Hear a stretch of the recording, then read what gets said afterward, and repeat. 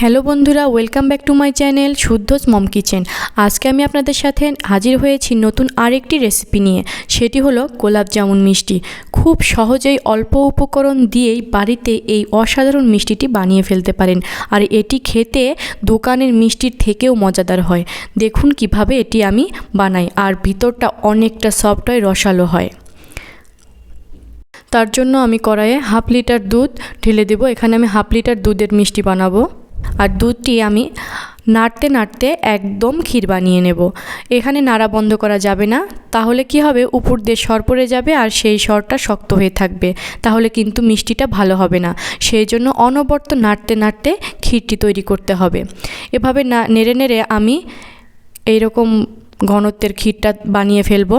তারপর আমি এটাকে ফ্যানের নিচে ঠান্ডা করে নেব, এবং সেটাও এইরকম নাড়তে নাড়তে। মনে রাখবেন, ঠান্ডা করার সময়ও কিন্তু অনবরত নাড়তে থাকতে হবে, না হলে কিন্তু মোটা সর পড়তে পারে। তো তারপর আমি এখানে দিয়ে দিয়েছি 2 টেবিল চামচ ময়দা আর হাফ চামচের মতো বেকিং পাউডার। এরপর আমি এগুলোকে খুব ভালোভাবে মিশিয়ে নেব। প্রথম অবস্থায় মনে হবে যে অনেকটাই নরম হয়েছে, কিন্তু একটু পর সেটা ঠিক হয়ে যাবে। তো তারপর আমি এখানে দিয়ে দিয়েছি 1 চা চামচ ঘি। ঘিটা দিলে যেরকম ফ্লেভারটা সুন্দর হবে, সেই রকম আপনার ডোটিও অনেক সফট হবে। দেখুন আমার হাতের সাথে আর একদমই লাগছে না। এরপর আপনি আপনার পছন্দ মতো যে কোনো শেপ দিয়ে নিতে পারেন। আমি এখানে গোল করে নিয়েছি। আর মিষ্টির শেপ দেওয়ার সময় অবশ্যই খেয়াল রাখতে হবে মিষ্টির ভিতরে যেন কোনো প্রকার ফুটা বা ক্র্যাক না থাকে। তো সেই জন্য খুব সফট করে মিষ্টির শেপটি দিতে হবে।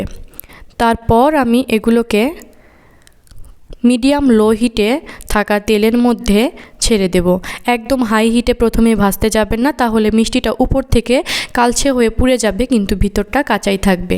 এই জন্য চুলার আঁচটা মিডিয়াম লো করে আস্তে আস্তে নাড়তে হবে। তারপর যখন এক পর্যায়ে মিষ্টিগুলো উপরে ভেসে উঠবে, আস্তে আস্তে চুলার আঁচটি একটু হাই করে দিয়ে ভাজতে থাকবেন। দেখুন আমার মিষ্টির ভাজা হয়ে গেছে, কালারটা কত সুন্দর হয়েছে। তারপর আমি কড়াইয়ে 1 কাপ জল আর 1 কাপ চিনি দিয়ে একটি শিরা তৈরি করে নেব। শিরা বলতে চিনিটা গলে গেলেই হয়ে যাবে। তারপর আমি এর মধ্যে মিষ্টিগুলো ছেড়ে দেব। মিষ্টিগুলো একদম ঠান্ডা হওয়া যাবে না, মিষ্টিগুলো যাতে উষ্ণ গরম থাকে আর শিরাটা টকবগিয়ে ফুটতে থাকে, এই অবস্থায় মিষ্টিটা ছেড়ে দিতে হবে।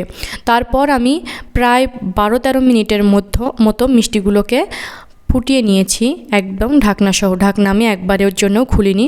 তারপর দেখুন আমার মিষ্টিগুলো কতটা ফুলে উঠেছে আর রসালো রসে টইটুম্বুর হয়েছে। তারপর আমি সারা রাত এই মিষ্টিগুলোকে ওইভাবে রেখে দিয়েছিলাম, আর আপনারাই দেখুন মিষ্টিটা কতটা পারফেক্ট হয়েছে তা দেখেই বোঝা যাচ্ছে। এরকম নতুন নতুন ভিডিও পেতে হলে আমার চ্যানেলটিকে অবশ্যই সাবস্ক্রাইব করে রাখবেন, আর ফুল ভিডিও দেখার জন্য আপনাদের ধন্যবাদ।